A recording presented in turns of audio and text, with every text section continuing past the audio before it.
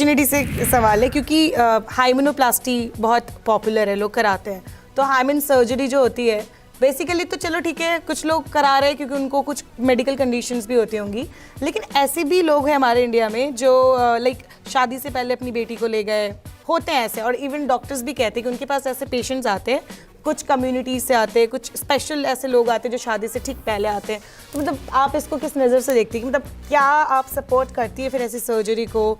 मतलब अगर कोई मेरे पास इस सर्जरी के लिए आएगा तो मैं बैठा के उनको समझाऊंगी।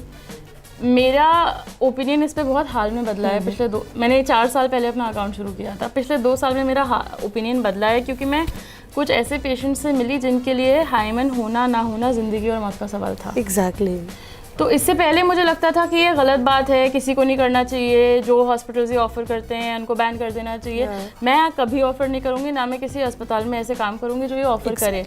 बट इसका मतलब ये नहीं है कि मैं इस बात को भूल जाऊँ कि जेन्युइनली आज भी लोगों की ऑनर किलिंग होती है।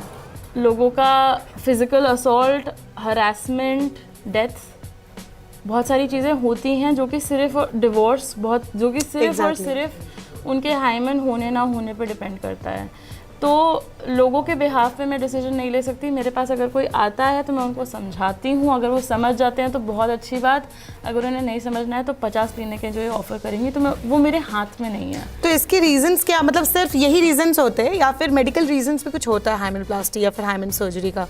मतलब कोई ऐसा रीज़न हो कि जिसमें कराना बनता है कि ये मेडिकल कंडीशन है और करा लेना चाहिए, या फिर इसके रीजंस यही है कि मिसकंसेप्शन जो हमारे दिमाग में है उसी की वजह से कराते हैं? तो हाइमन बहुत थिक हो सकता है, जिसमें या हाइमन में बिल्कुल छेद नहीं हो सकता है जिसमें वो ब्लड नहीं निकल पा रहा है, या हाइमन है और उसके बीच में एक बैंड बना हुआ है। काफ़ी सारी ऐसी चीज़ें होती हैं। तो किसी भी मेडिकल प्रोसीजर को ऐसे आप मना नहीं कर सकते, बट सोसाइटल रीज़न के लिए कोई मेडिकल प्रोसीजर कराना इन्वेसिव मुझे doesn't sit well with me.